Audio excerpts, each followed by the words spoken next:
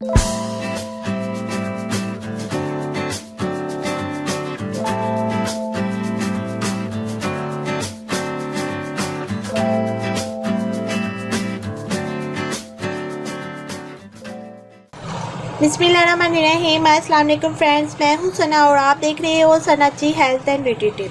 Friends, औलाद अल्लाह पाक की एक बहुत बड़ी नेमत है। औलाद होने के बाद औरत का वजूद मुकम्मल हो जाता है और मेरी अल्लाह से दुआ है कि अल्लाह तमाम शादीशुदा जोड़ों को इस नेमत से नवाजे। वालिदैन बनने की खबर माँ बाप दोनों के लिए बहुत बड़ी खुशखबरी होती है। हर किसी की यही ख्वाहिश होती है कि हमल के दौरान माँ और बच्चे की सेहत ठीक रहे।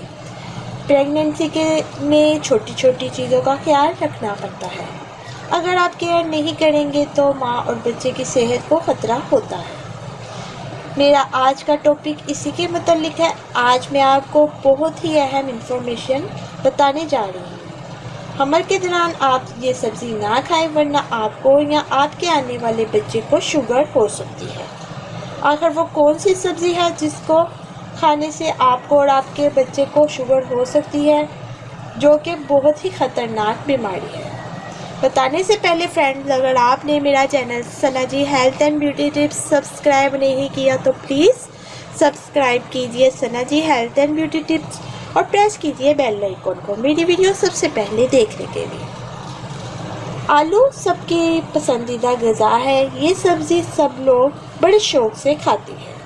बच्चे हों या बड़े, ये सबकी पसंदीदा डिश है। इसको सालन में पकाकर और चिप्स बनाकर खाते हैं। क्या आपको पता है कि हामला ख़वातीन के लिए ये लजीज सब्ज़ी किस कदर मुज़र सेहत साबित हो सकती है?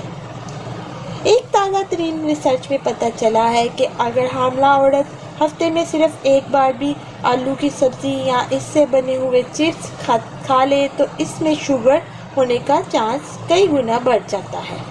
हफ्ते में सिर्फ एक बार आलू खाने से ज़्यादतीज़ होने का ख़तरा 5 गुना ज़्यादा बढ़ जाता है। इसलिए कोशिश यही करें कि हामला ख़वातीन आलू से दूर रहें। अगर आलू खाना चाहें तो महीने में 1 या 2 बार खा लें, वो भी सालन में पकाकर। चिप्स से दूर रहें। इससे आप और आपका होने वाला बच्चा इंशाल्लाह शुगर से हमेशा महफूज रहेगा। सो फ्रेंड्स, ये थी आज की वीडियो। उम्मीद करती हूँ मेरी बाकी वीडियोस की तरह ये वीडियो भी आपको बहुत पसंद आई होगी। मेरी वीडियो को लाइक शेयर लाजमी करें और अपना कीमती फीडबैक ज़रूर दें और मेरे चैनल को सब्सक्राइब करना मत भूलें। मिलते हैं कल नई वीडियो के साथ। अल्लाह हाफिज़।